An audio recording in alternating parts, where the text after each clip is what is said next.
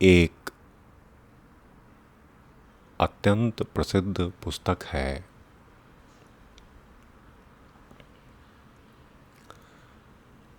जिसका नाम योगी की आत्मकथा है। यहाँ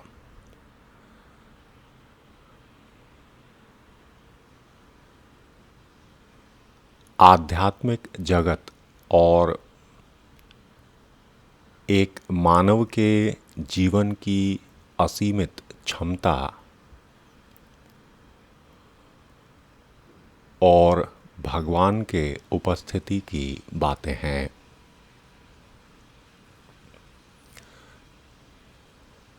इस पुस्तक को उपयोग में लाकर पिछले 7-8 दशकों से अनेकों लोगों ने स्वयं के अंदर आध्यात्मिक बीज का प्रत्यारोपण किया है और लाभ भी प्राप्त किया है।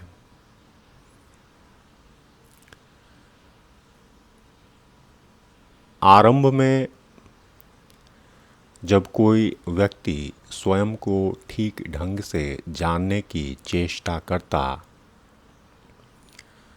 तब वह अनेकों प्रकार के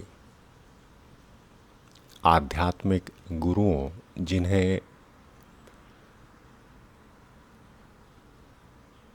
महापुरुषों का संग प्राप्त हुआ, उनकी बातों को पढ़ा करते। इस पुस्तक के अंदर परमहंस योगानंद जी ने अपने समस्त जीवन के अनुभवों को लिखा है और अनेकों महापुरुषों और ईश्वर का संग करने वाले लोगों की कथाओं और अनुभवों को भी इसमें संकलित किया है, जो कि एक महानतम प्रेरणा है।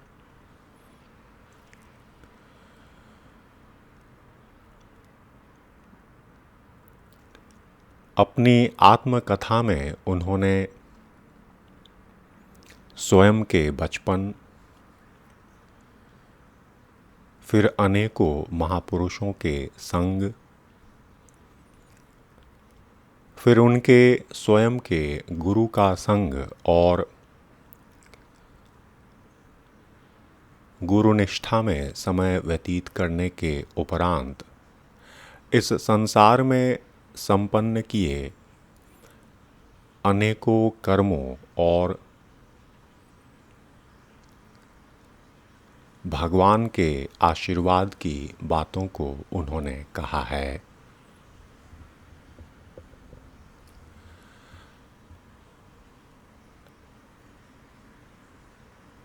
चलें जरा इस पुस्तक के अंदर वर्णित बातों के संग यात्रा करें और परमहंस योगानंद भारतीय आध्यात्मिक जगत और स्वयं के संबंध को समझने की चेष्टा करते हुए भगवान के सत्य का अवलोकन करें।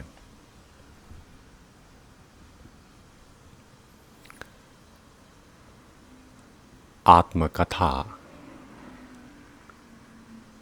परमहंस योगानंद के आरंभिक जीवन और उनके माता पिता के विषय से आता है।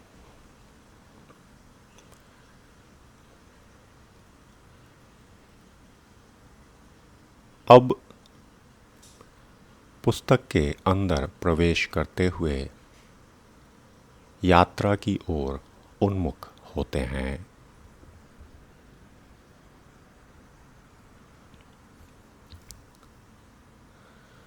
परमहंस योगानंद ने कहा कि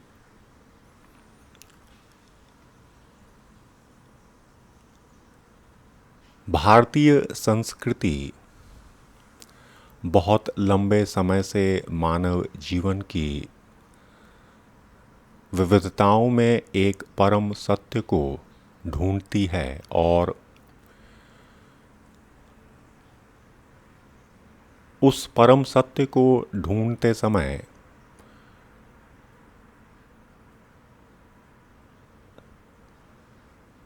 जो सबसे महत्वपूर्ण संबंध प्रकाश में आता वह है शिष्य और गुरु का सहवर्ती और पवित्र संगम।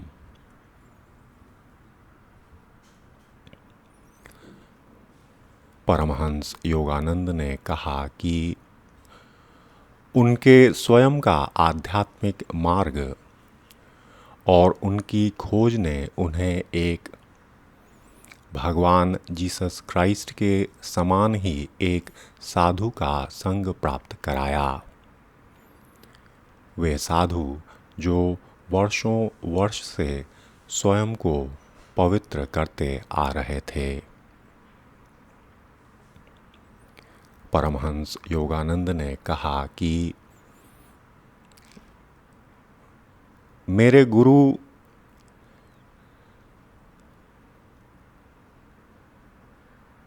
महानतम रत्न थे जिसे इस भारत भूमि ने उत्पन्न किया,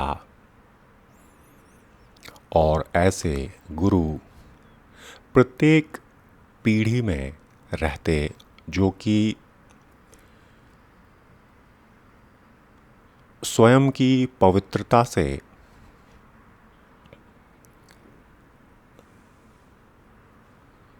इस धरा को पवित्र करते रहते और साथ ही उस पवित्रता का विस्तार अपने शिष्यों और जिज्ञासुओं में भी किया करते।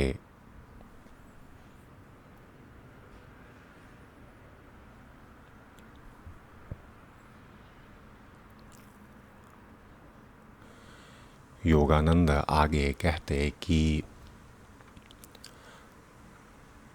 उनके आरंभिक जीवन में उन्हें उनके स्वयं के पूर्व जन्मों का आभास और दृश्य दिखता था, जहां वे स्वयं को एक योगी के रूप में देखते जो कि हिमालय के क्षेत्र में तपश्चर्या में रत थे। इस पूर्व जन्म के आभास से उन्हें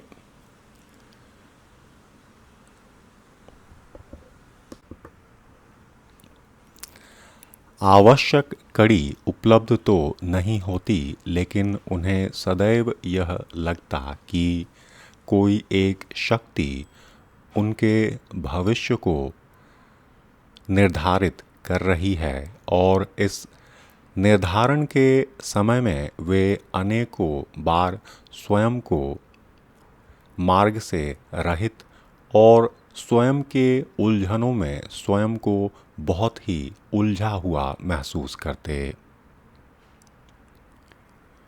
इन आंतरिक भावों को वे कहीं भी ठीक प्रकार से मुक्त होकर कह भी नहीं पाते थे। आंतरिक गुत्थी और परेशानी इतनी अधिक थी कि वे सदैव प्रार्थना में रत होते और स्वयं की अक्षमता पर महान निराशा और विषाद में चले जाते।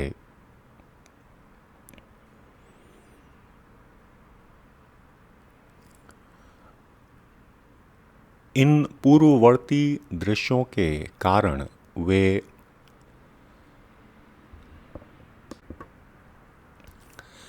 ठीक ढंग से अपनी भावनात्मक बातों को रख भी नहीं पाते थे।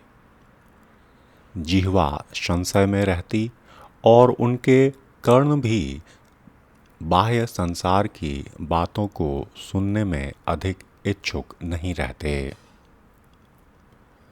बचपन की उनकी यह सब भावनाएं उन्हें बहुत परेशान करती और उन्हें खेल कूद इत्यादि में भी अधिक मन नहीं लगता। अनेकों बार इस प्रकार के मन के भावों के कारण और शरीर की जड़ता के कारण वे बहुत रोया करते थे। परिवार के सदस्य भी उनकी अनेकों बातों को समझ नहीं पाते। परमहंस योगानंद ने आगे कहा कि जीवन में अच्छे क्षण भी थे जो कभी कभी मेरे सम्मुख आ जाते। उस समय मैं सत्य की धारा से जरा विमुख हो जाता। स्वयं के माँ के प्रेम और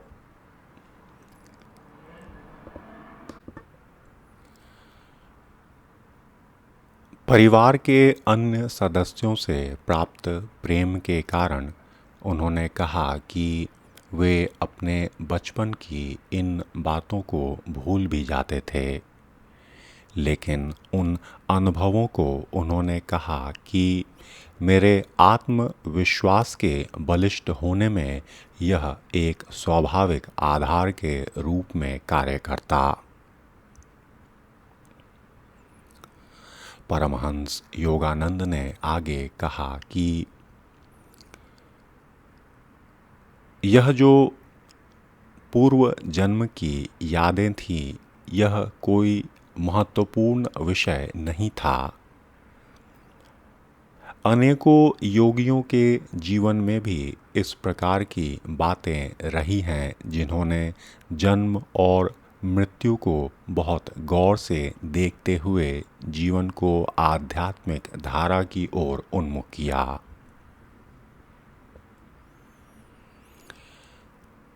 योगानंद आगे बताने लगे कि मुझे यही लगता था कि यदि मानव केवल एक शरीर है, तब इस शरीर के जाने का नुकसान कुछ आवश्यक तथ्यों और जीवन के सत्य की ओर इशारा करता जिसे सहजता से समझ पाना कठिन है।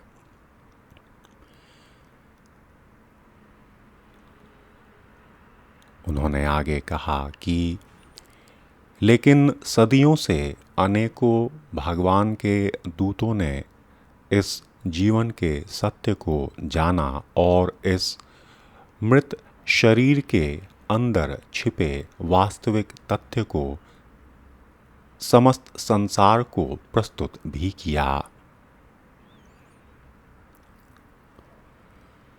उन्होंने कहा कि मानव के अंदर जो शरीर संबंधी विकार है वह क्षणिक ही है, जो कि इंद्रियों के संग उपजता और फिर इंद्रियों के भाव के तिरोहित होने के उपरांत वह कहीं और पहुंच जाता। वह कहाँ जाता और किस प्रकार से यह सारी चीज़ें घटित होती, यह बातें मुझे सदैव से कुरेदती रहती और सत्य को ढूंढने की ओर हमेशा विवश करती रहती।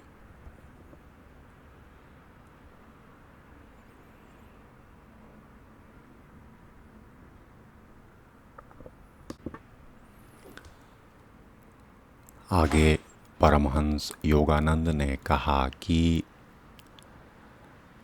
यद्यपि पूर्व जन्म की बातों का तथ्य और आधार अधिक महत्वपूर्ण नहीं है और यह दुर्लभ भी नहीं है, क्योंकि उन्होंने पाया कि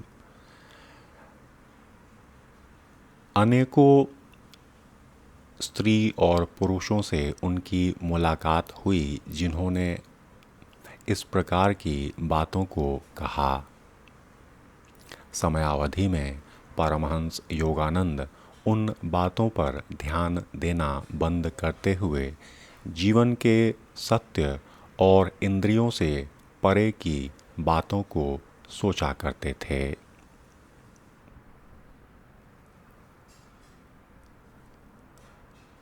तदुपरांत योगानंद जी अपने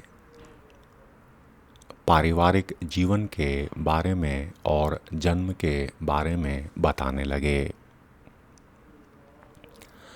उन्होंने बताया कि 19वीं सदी के अंत समय में उनका जन्म हुआ और उनका आरंभिक 8 वर्ष गोरखपुर में बीता।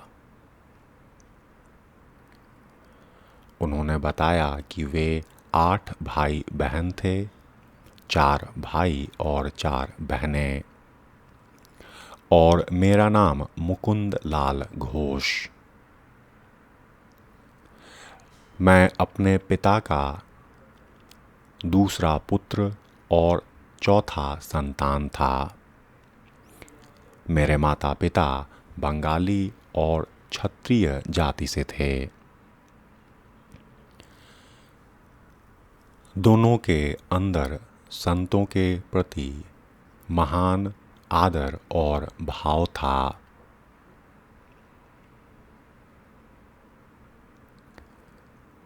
उन्होंने कहा कि मेरे परिवार में प्रेम, शांति और भगवान के प्रति असीम विश्वास की भावना थी। अपने पिता के बारे में योगानंद जी ने कहा कि उनका नाम भगवती चरण घोष, अत्यंत दयालु और कभी-कभी गंभीर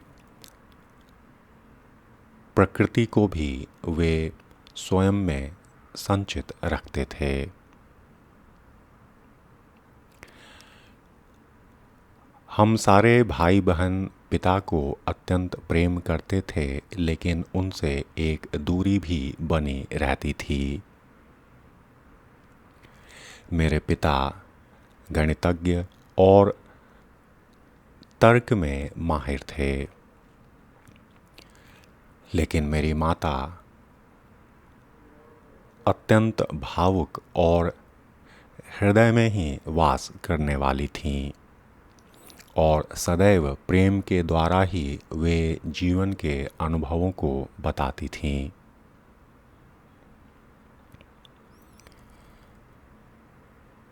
मेरी माता की मृत्यु के उपरांत हमारे पिता हमसे और भी प्रेम से बातें और हमारा ख्याल करने लगे। योगानंद जी ने कहा कि माँ के अभाव में मैंने अपने पिता के अंदर उनकी आँखों में वही प्रेम का भाव देखना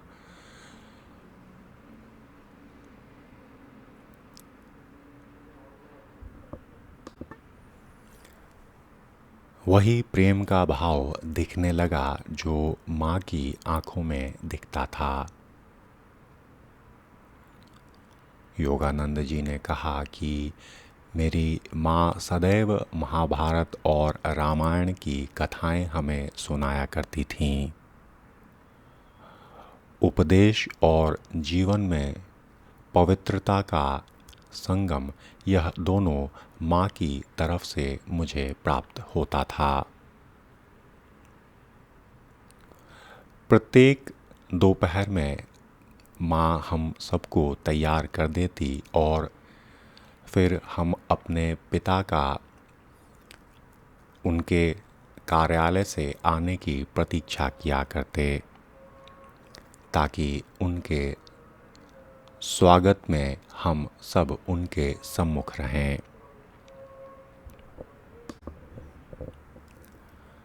योगानंद आगे बताने लगे कि मेरे पिता बंगाल नागपुर रेलवे में एक उच्च पद पर थे और अपने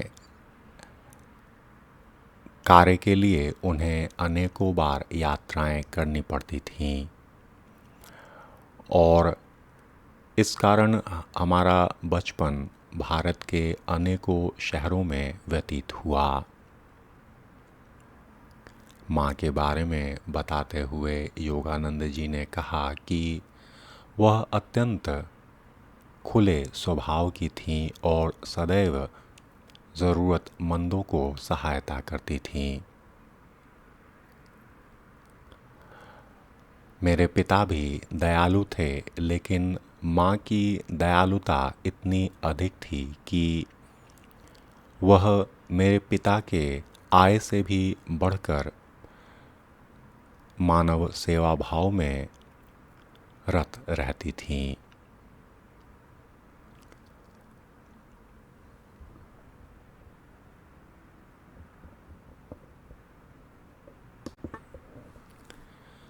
योगानंद एक घटना को बताने लगे। एक बार मेरी माँ ने गरीबों को भोजन कराने में अत्यधिक व्यय कर लिया।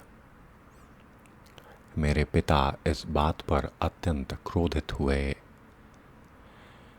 मेरी माता ने तुरंत ही गाड़ी मंगवाई और बिना किसी को कहे जाने की तैयारी करने लगी।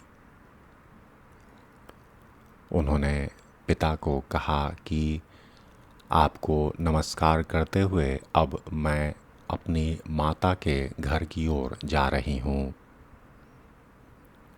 हम सभी अत्यंत परेशान हो गए। मेरे मामा मेरी माँ को संयोगवश लेने को पहुँच गए। उनकी बात मेरे पिता से हुई।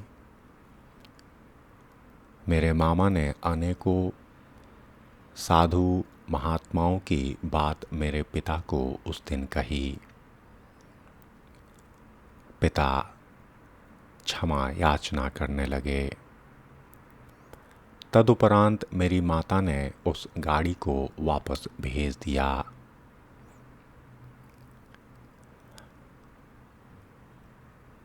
योगानंद आगे कहने लगे कि मेरे माता और पिता के मध्य केवल यही एक विवाद पूरे जीवन में मैंने देखा।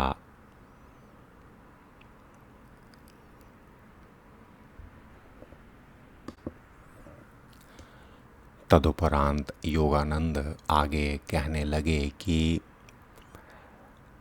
दान पुण्य के ऊपर कभी कभी मेरे माता पिता के मध्य चर्चाएं होती थीं।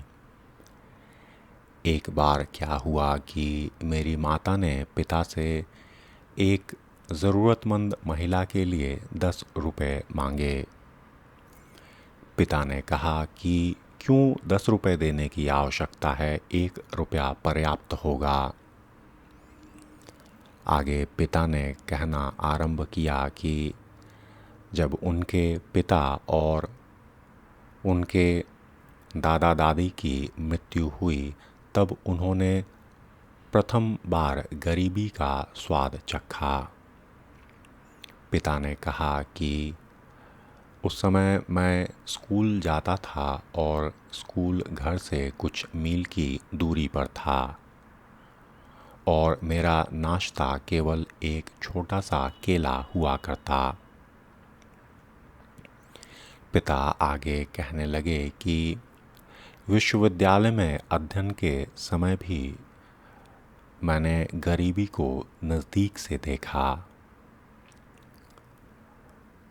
पैसे की आवश्यकता इतनी अधिक थी कि मैंने एक अमीर न्यायाधीश के घर पर 1 रुपये महीने पर काम करना आरंभ किया। लेकिन उस न्यायाधीश ने 1 रुपया भी देना उचित नहीं समझा। उसने कहा कि 1 रुपया भी बहुत अधिक है इस काम के लिए।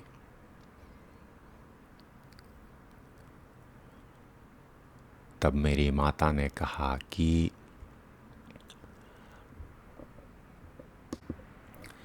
जिस प्रकार से आपके अंदर उस न्यायाधीश के भाव के प्रति दर्द है, क्या वही भाव आप इस महिला के हृदय में भी रोपित करना चाहते?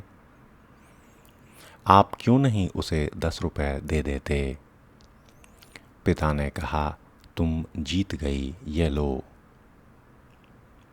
और अपनी इच्छा से जो भी करना चाहती हो वह कर लो।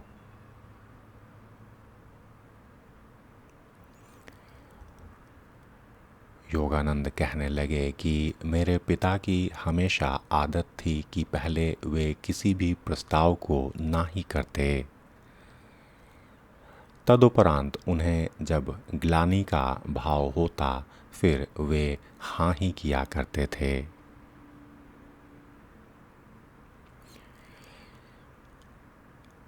योगानंद आगे कहने लगे कि मेरे पिता अनुशासन में अत्यंत सख्त थे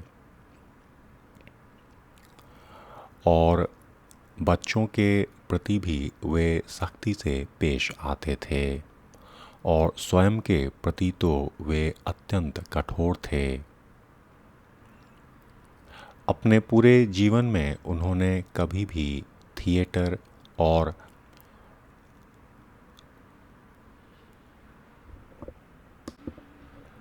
मनोरंजक गतिविधियों पर ध्यान नहीं दिया। वे सदैव आध्यात्मिक अभ्यास और भागवत गीता के अध्ययन में ही स्वयं को आनंद पहुंचाया करते थे। योगानंद आगे कहने लगे कि उन्हें धन की कमी नहीं थी, मगर ऐशो आराम से वे दूर ही रहते थे। वे जो एक जोड़ी जूता खरीदते थे वह जब तक पूर्णतया बेकार न हो जाता उसे बदला नहीं करते थे।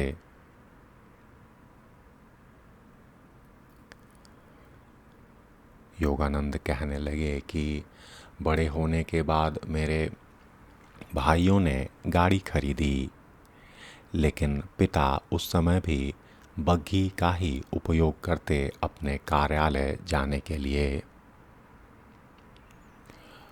कभी भी धन को अधिक संचय करने पर उनका ध्यान नहीं होता था।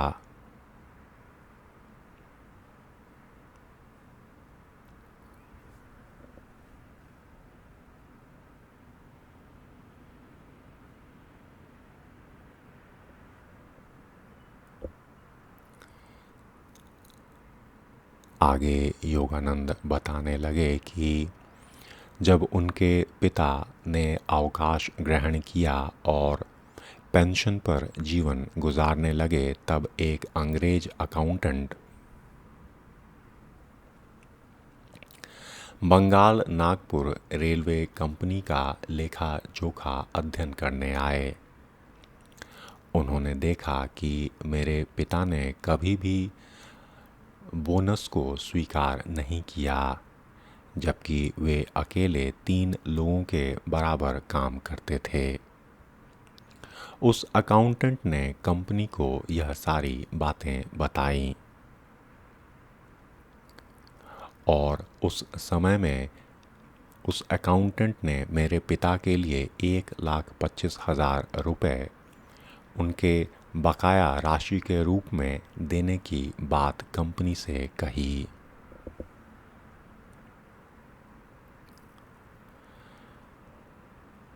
कंपनी के अधिकारियों ने मेरे पिता को इस राशि का चेक दिया।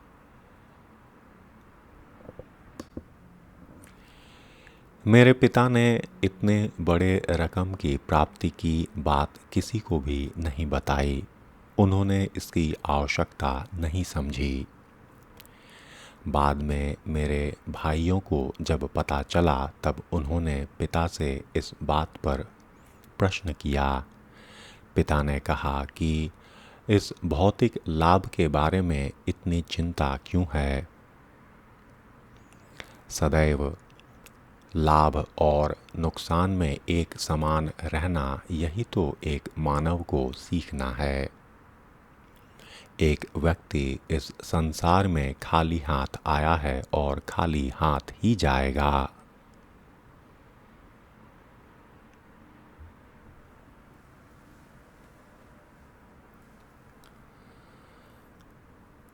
इसके आगे योगानंद कहने लगे कि मेरे माता पिता के आरंभिक व्यवहारिक जीवन और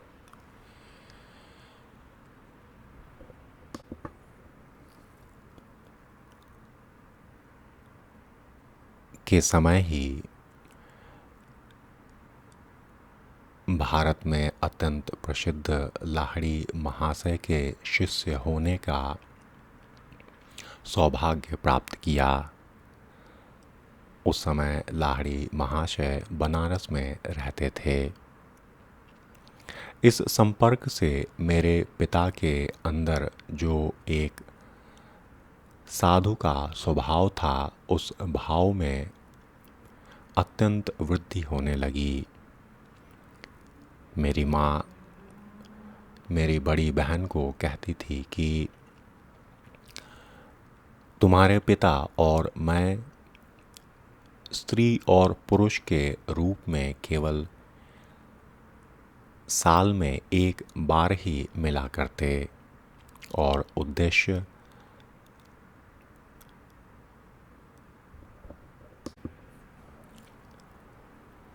बच्चों का जन्म, उद्देश्य बस इंद्रिय भोग नहीं होता। योगानंद कहने लगे कि मेरे पिता प्रथम बार उनके एक कार्यालयी मित्र अविनाश बाबू के द्वारा लाहिड़ी महाशय को मिल सके।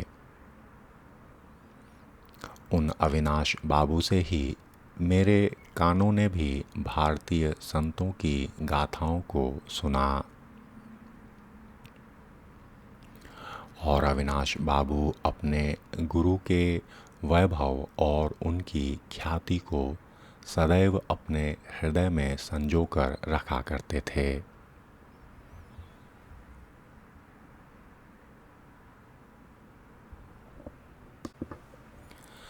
योगानंद बताने लगे कि एक बार अविनाश बाबू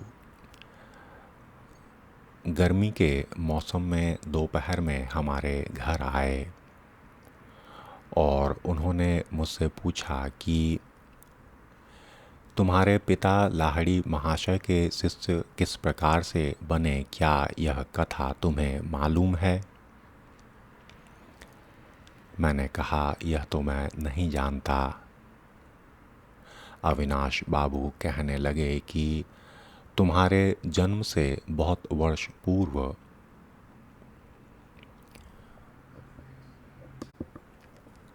मैंने अपने कार्यालय वरीय अर्थात तुम्हारे पिता से 1 सप्ताह की छुट्टी मांगी कि मुझे गुरु दर्शन को बनारस जाना है। तुम्हारे पिता मेरी इस बात पर हंसने लगे। वे कहने लगे कि क्या तुम भी धार्मिक उन्माद में प्रवेश करना चाहते हो? अगर आगे बढ़ना है तब अपने इस कार्यालयी कर्म में प्रवृत्त हो। मैं उदास होकर कार्यालय से निकल गया।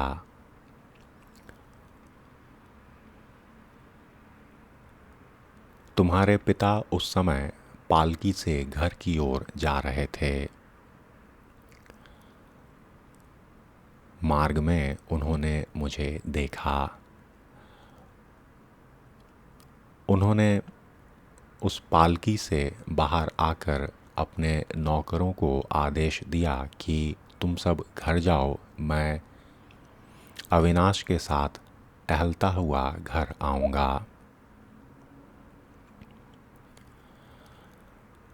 तुम्हारे पिता मुझसे सांत्वना भाव में कहने लगे कि सांसारिक सफलता की आवश्यकता है। और इसको नज़रअंदाज कर कोई भी आध्यात्मिक मार्ग में सफल नहीं हो सकता। मैं तुम्हारे पिता की बातों को सुन रहा था, लेकिन अंदर ही अंदर लाहड़ी महाशय के दर्शन को प्रार्थना भी कर रहा था। चलते चलते हम एक खेत के निकट पहुंच गए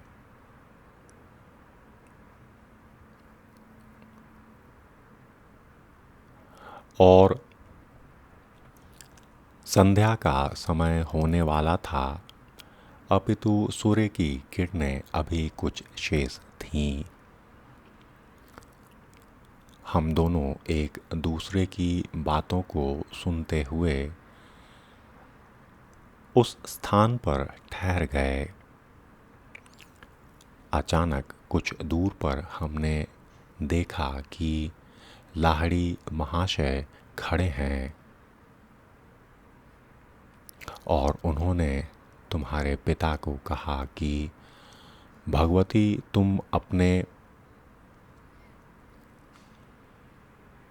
कार्यालयी मित्रों के ऊपर अत्यंत रूखे हो।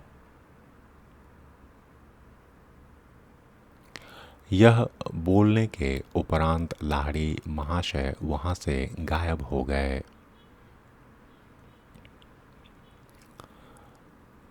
इस बात को सुनकर मैं तो उसी स्थान पर गुरु प्रार्थना करने लगा और तुम्हारे पिता तो अचेत ही हो गए।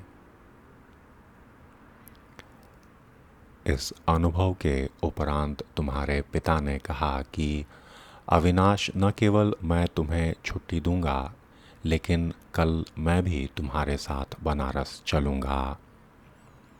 मुझे भी लाहड़ी महाशय की महानता को जानना है, उन गुरु को जानना है जो अपने भक्त की इस प्रकार से रक्षा और प्रेम दिया करते। मैं अपनी पत्नी को भी इस यात्रा पर साथ रखूंगा। तुम हमारा मार्ग निर्देशन करो। अविनाश बाबू कहने लगे, मैंने कहा यह तो ज़रूर होगा। गुरु ने मेरी प्रार्थना सुनी। मैं तो अत्यंत भावुक हो गया था। फिर अगले दिवस को तुम्हारे पिता, तुम्हारी माँ और मैं बनारस की ओर निकले।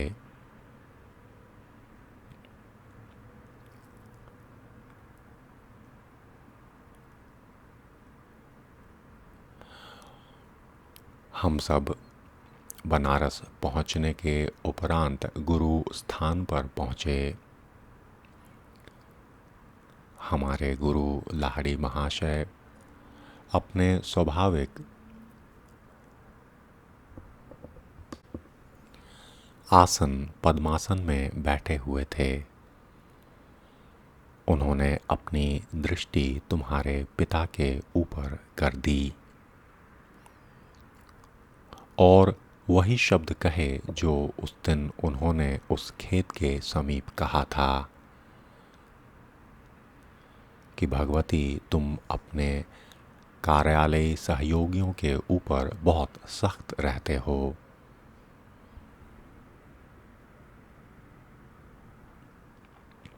लेकिन आज मुलाकात के बाद उन्होंने और भी बातों को जोड़ा कि यह अच्छा हुआ कि तुम अपनी पत्नी और अविनाश के संग यहाँ आए हो। तदुपरांत लाहड़ी महाशय ने क्रिया योग में तुम्हारे माता पिता को दीक्षित किया।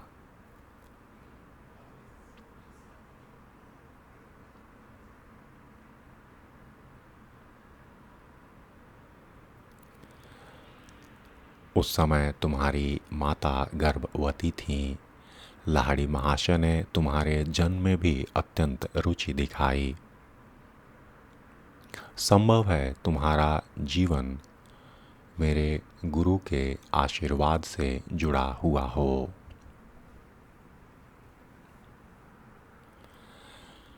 अब हम इस स्थान पर एक विराम लेते हैं। योगानंद जी के जीवन अनुभव और ईश्वरीय ज्ञान के संग हम आगे भी यात्रा करेंगे। आपने ध्यानपूर्वक इन बातों को सुना, बहुत बहुत आभार।